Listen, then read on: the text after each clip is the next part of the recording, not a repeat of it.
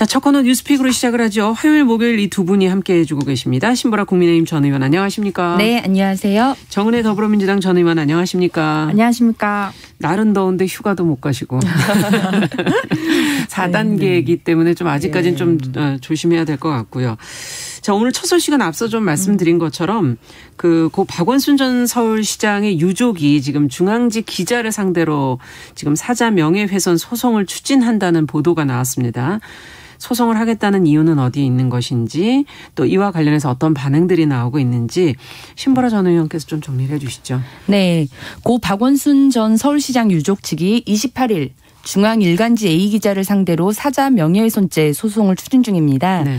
박 전 시장 유족 측의 정철승 변호사는 SNS에 올린 글에서 박 전 시장의 부인 강난희 여사와의 전화통화 내용을 소개하면서 이 소송 추진 내용을 밝혔는데요. 네. 이 글에 따르면 정 변호사는 A기자를 사자 명예훼손죄로 고소하는 게 좋겠다. 유족이 고소를 제기해야 하는데 괜찮겠냐라고 물었고 이에 강 여사는 언젠가 때가 올 거로 생각하고 기다려왔다. 정 변호사님이 하자고 하면 하겠다고 답변을 했습니다. 네.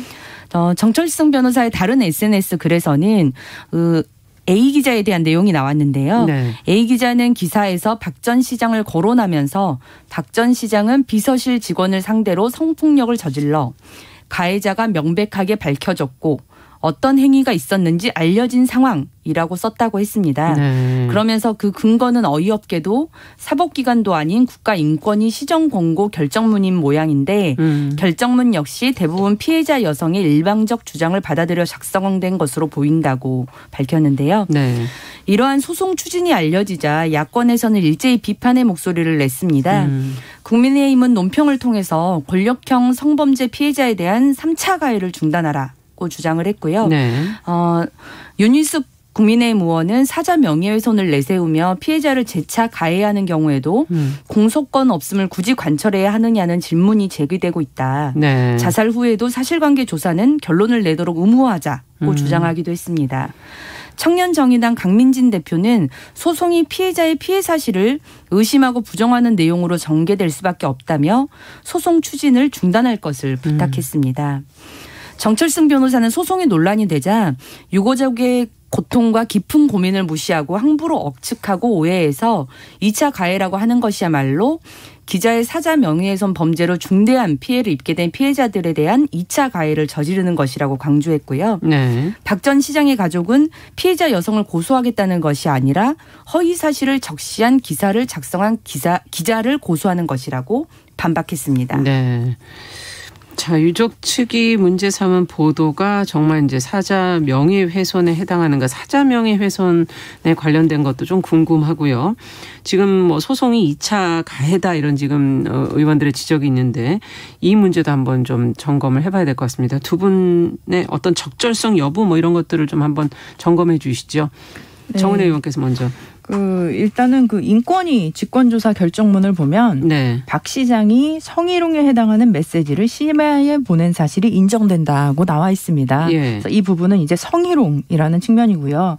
지금 박 시장님 측에서 이제 고소를 하겠다는 언론사 측에서의 보도는 네. 신보라 의원님께서 말씀하셨던 대로 박 전 시장은 비서실 직원을 상대로 성폭력을 저질러 가해자가 명백하게 밝혀졌고 어떤 행위가 있었는지 알려진 상황인데 라는 기사에 문이 있습니다. 그래서 제가 정철승 변호사의 페이스북을 좀 봤는데요. 특히 지금 보면은 성폭력을 저질렀고라는 부분은 사실 사실과 좀 다를 수 있습니다. 네. 왜냐하면 피해자의 여성의 주장에서도 뭐 강간이라든지 강제추행 이런 것들이 그런 성폭력이 자행되었다고 한 사실이 없고요. 그리고 지금 또 박 시장의 사망으로 인해서 피해자 여성의 고소가 검찰의 공소권 없음 처분으로 이제 종결되었던 네. 그런 사실이기 때문에 실제로 뭐 성폭력이라는 것은 아니고 이제 성희롱에 해당한다라고 좀 볼 수 있고요. 그리고 어떤 우리가 뭐 법률적인 절차에 의해서 이게 좀 결과가 나온 수사와 재판 같은 과정이 없었기 때문에 네. 그런 부분을 얘기하는 것이고 지금 약간의 좀 오해가 있는 것으로 좀 보여지는 부분은 박원순 전 시장의 가족들은 피해자의 여성을 그 주장을 부인하기 위해서 형사 고소를 하는 것이 아닙니다. 네. 그분들이 하고 싶은 것은 사실 진실은 어떻게 보면 피해자와 박원순 전 시장만 알고 있겠죠. 네. 가족들은 지금 진실을 알지 못하는 상황이라고 볼 수 있습니다. 어떤 뭐 수사나 재판이 없었기 때문에. 그렇기 때문에 가족들에게도 어떻게 보면 진실을 알아야 하는 그런 권리도 저는 있다고 보는데요. 특히 지금 그 한겨레 신문이라고 하는데 그 허위 사실을 적시한 그 기사에 있어서 그 기사를 이제 문제를 삼은 것이고 이것이 사자 명예훼손이다라고 이제 주장을 하고 있는 것입니다. 박원순 네. 시장 측에서는요. 네. 그렇기 때문에 이 부분에 대해서는 좀 형사적인 책임이 있다라는 그런 입장인데요. 이 부분에 있어서 사실은 우리가 계속적으로 뭐 2차 가해다 뭐 이런 식의 좀 얘기를 하고 있지만 네. 이 부분은 조금 우리가 분리해서 봐야 할 것 같습니다. 이게 언어라는 게 정말 아다르고 어다른 것이고 예. 그 단어의 사용이라든지 특히 저는 기자들의 기자윤리라는 측면에서 가장 확인된 사실만을 기사로 쓰는 것이 가장 좀 올바른 것이 아닌가. 뭐 자신의 뭐 주장이나 오피니언을 얘기할 수 있지만 예. 확인되지 않은 사실을 그 단어를 다르게 사용해서 어떻게 보면 그 비슷한 사항을 정말 A라는 상황을 A가 B인 것처럼 막 이렇게 좀 보여지게끔 국민들이 약간 오해할 수 있게끔 보도를 한 것이 아닌가라는 측면에서 그 문제를 제기하는 것이고요. 사실은 이런 부분도 유가족 분들도 정말 굉장히 좀 고통스럽으실 것 같습니다. 그래서 본인들도 이렇게 뭐 그 기자를 상대로 언론사를 상대로 하시는 것이 쉽지 않은 결정이었겠다라고 생각을 하지만 또 그런 유가족의 뜻도 또 저희가 좀 고려를 해봐야 하지 않을까 싶습니다. 네, 보도 윤리 확인된 사실을 해야 한다라는 지적을 지금 해주셨고 신보라 의원께서는 어떻게 보십니까? 네, 그러니까 성희롱 을 이제 성폭력으로 포용한 것이 네. 허위 사실이다. 뭐 이런 주장을 뭐 정철수 변호사 쪽에서 하고 있는지는 모르겠는데 예. 실은 성폭력의 범주에는 성폭행, 성추행, 성희롱을 다 포함을 하는 겁니다. 네. 그래서 우리가 성범죄라고 할 때도 주로 이런 행위들을 이제 포함하는 거지. 네. 성희롱과 성폭력이 다르다. 이건 저는 좀 사실관계는 좀 다르다고 보고요. 그리고 네. 이번 소송이 최근 벌어진 일이긴 하지만 저는 박 전 시장은 도덕적인 사람이다. 이런 일련의 입장과 생각에서 그런 나온 행동인 것 같아서 이번 소송이 그런 네. 측면에서 좀 우려스럽다는 말씀을 드리고 싶은데요. 네. 실은 소송은 며칠 전에 이제 추진하겠다고 밝혀진 것이긴 하지만 그렇죠. 올해 초부터 그 강난이 여사와 그 가족들의 생각 입장이 SNS나 이런 편집글로 좀 드러났습니다. 올해 2월에 강난이 여사가 박원순 지지그룹에 보낸 자필 편지가 공개됐었는데요. 예. 그 내용을 보면 아직 진실은 밝혀지지 않았다. 나의 남편 박원순은 그런 사람이 아니다. 박원순 정신의 본질은 도덕성이다. 저와 우리 가족은 박원순의 도덕성을 믿고 회복시켜야 된다고 생각한다. 고민하며 행동할 것이다. 라는 내용이고요. 네. 그 내용과 함께 재판부에 보낸 탄원서도 함께 첨부를 그때 했었는데 예. 그 탄원서 취지도 비슷했습니다. 이 내용을 봤을 때 저는 법원에서 뭐라고 이제 판결을 하건 박원순의 죄를 인정하지 말고 깨끗한 사람으로 좀 기억되게 하자는 그런 취지를 지금 부인께서 갖고 있지 않나라고 예. 보고요. 올해 7월에도 정 변호사가 강 여사와 그의 딸과 나눈 대화를 SNS에 올렸습니다. 예. 근데 이제 그 내용을 보면 아빠는 도와달라는 분들에게 빚까지 져가며 모두 퍼주셨다. 그중에는 여성단체 분들도 있었는데 어떻게 우리 아빠한테 그럴 수가 라는 내용입니다. 예. 그래서 사실상 여성단체들이 박 전 시장을 권력형 성범죄로 규정한 것을 좀 비난하는 취지가 아니었나라고 보고요. 네. 이러한 측면에서 볼 때 이번 소송이 사자 명예훼손에 해당된다. 뭐 허위 사실을 적시한 기사를 고소하겠다. 그런 취지라고 밝혔지만 예. 저는 최근에 부인과 가족의 그런 입장을 보았을 때는 좀 명백한 의도성이 있다. 그리고 결국 피해자의 피해 그 사실에 대해서 부정하겠다는 것 아니냐, 인정하지 예. 않겠다. 그리고 고 박원순 시장이 결과적으로는 도덕성 있었던 깨끗한 사람이라는 것을 주장하려는 취지로도 좀 비춰져서 그런 측면에서 저는 우려를 표명하는 겁니다. 네. 그리고 야권 몇몇 정치인들이 처음에 그 수사가 진행될 때 피해 호소인이란 표현을 했잖아요. 그 예. 맥락과도 좀 닿아 있는 것 아닌가라는 생각이 들고요. 네. 사실 피의자가 이제 사망한 사건이라서 공소권 없음으로 종결되고 관련한 검찰 그렇죠. 수사는 진행되진 않았지만 예. 피해자의 또 다른 그 성폭행 피해 관련 재판에서 그 피해 행위의 일부가 인정이 됐고 그래서 그때 당시 강난희 여사도 법원에 탄원서까지 제출을 했었죠. 그래서 그 당시 선고문을 보면 피해자가 박 전 시장 성추행으로 상당한 정신적 고통을 받은 것은 사실이라고 판단을 했습니다.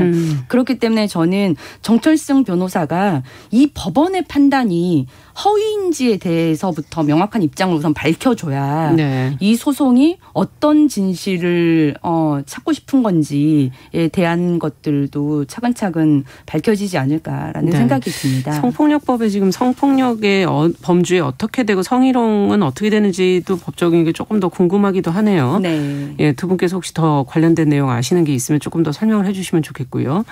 일단 정은혜 의원 어떻게 보십니까? 네, 일단 제가 아는 바에서는 이제 성폭력이라고 하면 강간 또 강제추행 같은 그 폭력을 수반한 성범죄라고 조금 저는 좀 규정을 받는데요.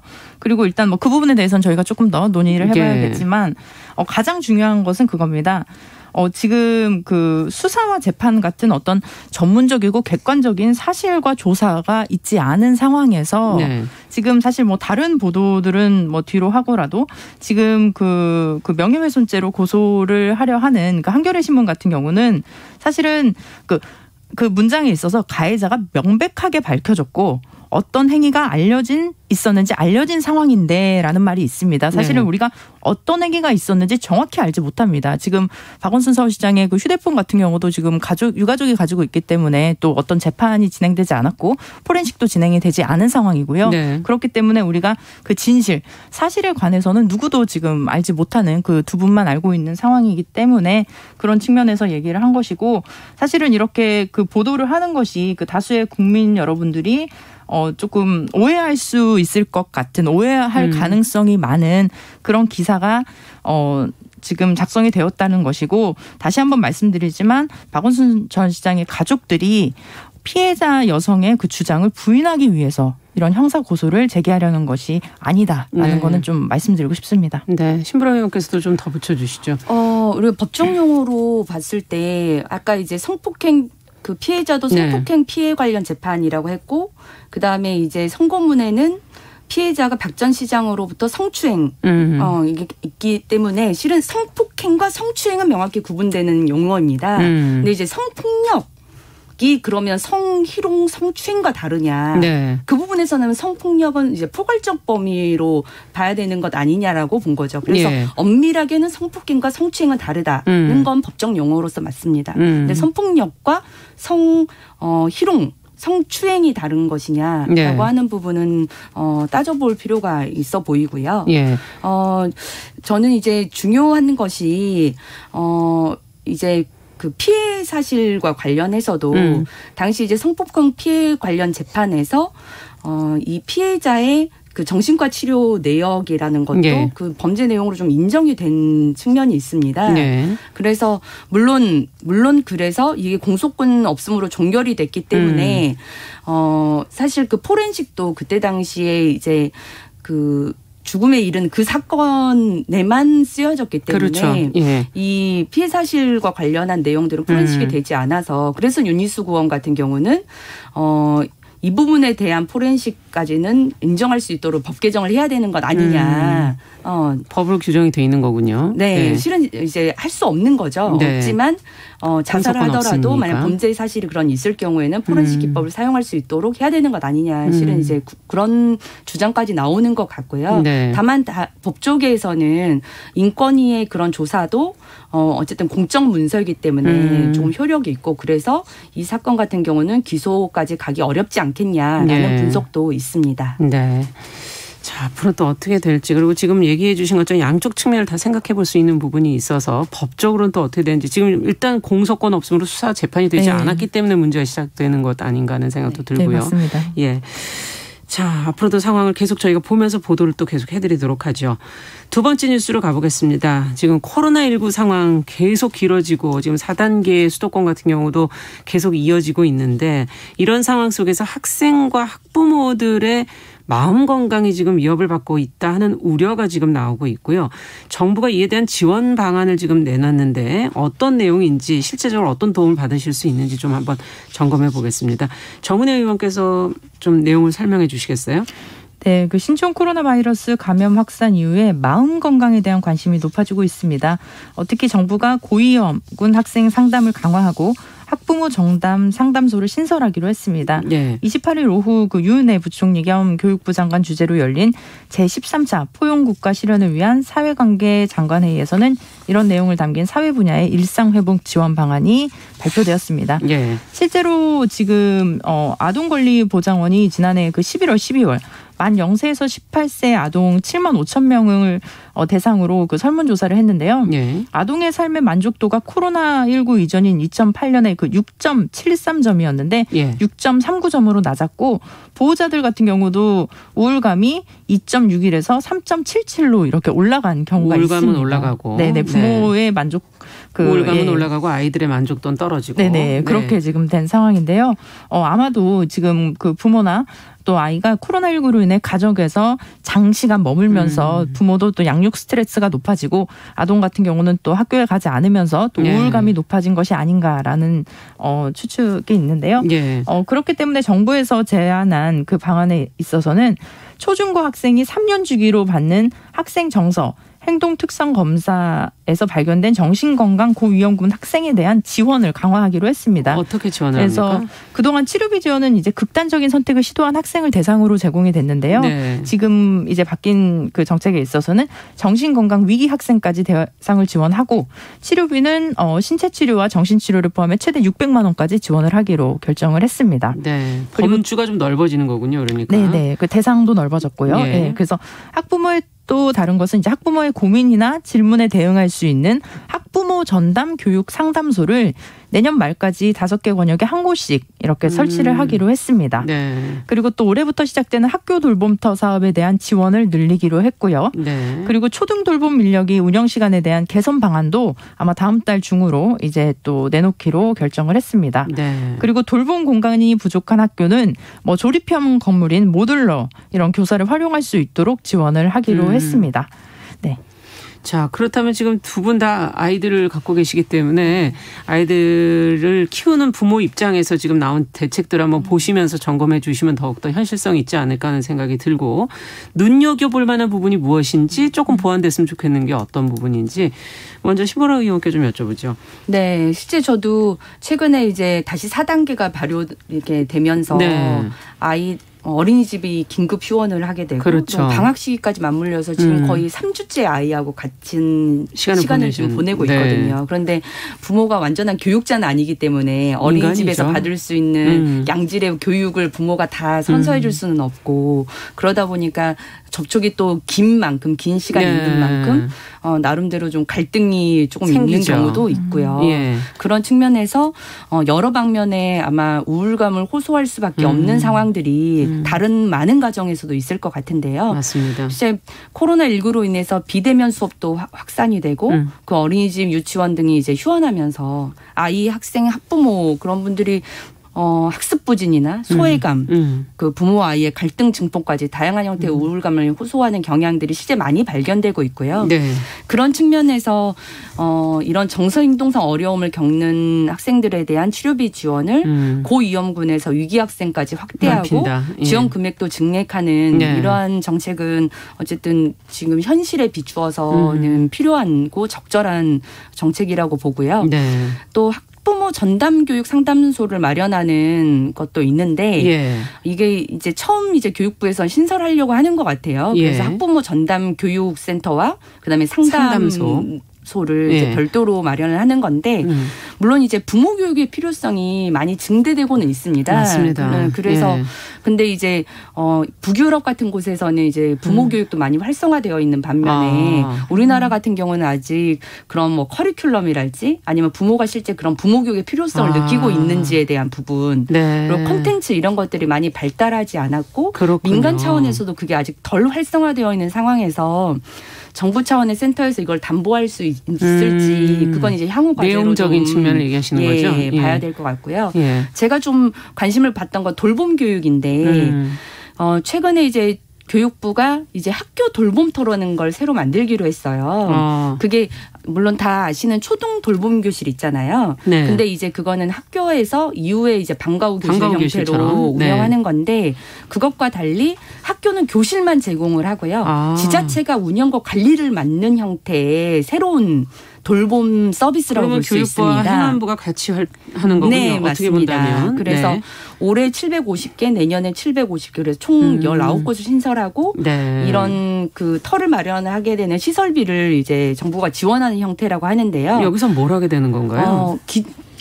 교실 형태는 거의 비슷할 겁니다. 커리큘럼이나. 근데 이제 기존 교실이 1시에서 5시로 운영이 되면 여기는 7시, 8시까지도 연장이 되고요. 맞벌이들을 위한. 지자체가 책임을 지고 운영을 하는 형태이기 때문에 뭐 수탁이나 이런 형태로 좀 전담해서 운영이 될 것 같습니다. 근데 최근에도 그 위탁 문제나 전담 돌봄사들의 처우 문제 이런 것들이 있어서 이런 부분을 좀 보강해야 될 것 같고요. 네. 궁극적으로는 돌봄이라는 것이 국가 사회 책임이다라고 하는 부분의 정책으로 이제 발전시켜가는 것은 저는 긍정적으로 평가하고 있습니다. 네.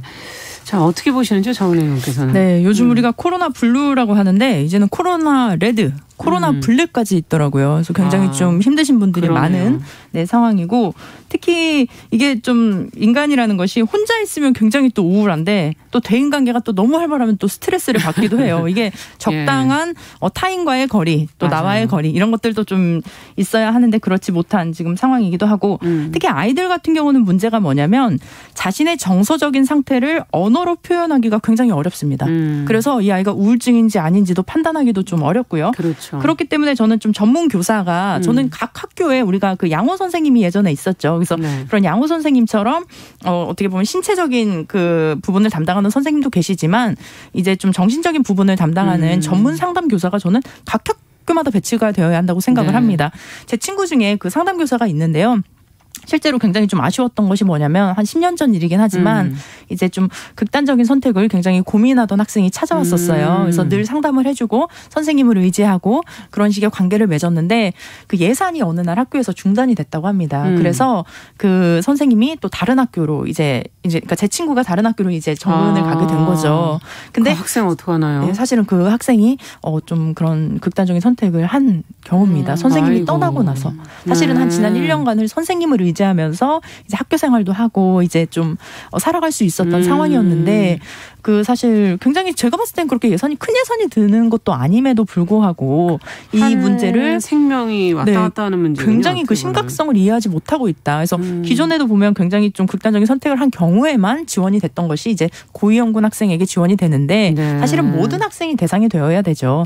누가 이게 정말 우울증 같은 경우도 이게 감기 같은 거잖아요. 누구든지 언제든지 걸릴 수 있는 거기 때문에 그런 측면에서는 각 학교에 모두 다 그 선생님들이 배정이 돼야 하고 특히 부모들 같은 경우도 굉장히 좀 우울할 수 있습니다. 사실 저는 아이가 아직 어려서 조금 괜찮은 것 같아요. 근데 초등학교 학생을 둔 부모들은 굉장히 힘들어해요. 왜냐하면 중고등학생만 돼도 본인이 그 인터넷에 접속해서 학교 수업을 들을 수 있는데 초등학생들은 그 모든 것들을 다 세팅해 줘야 되거든요. 그렇죠. 특히 저학년 같은 경우는. 그리고 또 아이도 힘들고 부모도 힘들고 학교라는 시스템에 이제 들어가는 단계니까 또 그래서 그런 측면이 있는데 저는 약간 두 가지 대안을 좀 제시를 하는데요. 아까 그 교사의 그 상담 교사의 증언과 함께 이게 제가 이걸 코로나를 어떻게 극복을 해야 되나라는 고민을 좀 하다가 지금 보면은 코로나 이후에 병원에 점진적으로 그 환자들이 줄었습니다. 보면은 뭐 내과, 외과, 정형외과 뭐 모든 병원에 지금 좀 환자가 줄었죠. 웬만하면 안 가시고 있겠죠. 근데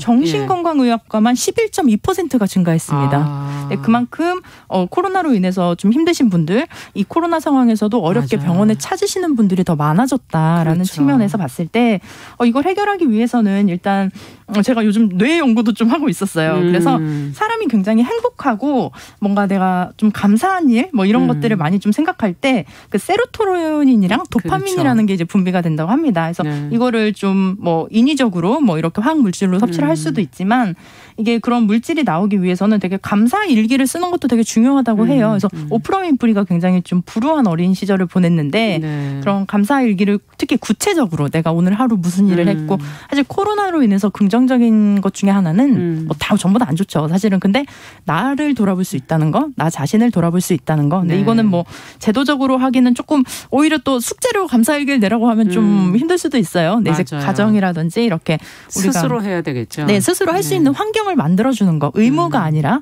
그렇게 해보는 건 어떤가 이런 제안을 해주는 것도 굉장히 좋을 것 같고요. 네. 또 두 번째로는 이제 요즘 그 정신 그 건강의학과에서는 안정화 기법, 그다음에 착지 기법 이런 것들이 있는데 크게는 이제 나의 그 신체적인 몸 상태를 스스로 느낄 수 있게끔 하는 거죠. 내가 근육이 이완되고 수축되고 이런 걸 느끼고 아니면 내가 물을 마실 때도 정말 내가 꼴깍꼴깍 물을 마시는 걸 느끼고 뭐 꽃의 향기를 맡아보고 네. 이런 오감 활동이 굉장히 중요하거든요. 근데 이런 측면은 사실 우리가 오감놀이 많이 하잖아요. 아이들은. 근데 이게 초등학교나 중고등학교 가면 하지는 않게 되는데 이 부분들도 알겠습니다. 조금 오감 활동 영역 같은 경우는 커리큘럼으로 넣어도 좋을 것 같아요. 네. 그래서 이런 측면 또 운동도 못하게 되고 이런 상황에서 많은 고민을 지금 하셨네요. 네, 그래서 이런 것들이 사실 실제로 해결이 되는 것이지 어떤 그런 물리적인 그런 것들을 늘리는 것보다도 정말 한 사람 한 사람 개개인에게 맞춤적인 이런 네. 정책을 하는 건 어떨까 싶습니다. 네, 몸과 마음이 연결이 돼 있죠. 우리가 자꾸 잊어버리지만 그 지적을 해주신 것 같고 돌봄 교사의 전문성, 뭐 상담 교사의 지속성 이런 문제들을 지금 제기를 해주신 것 같습니다.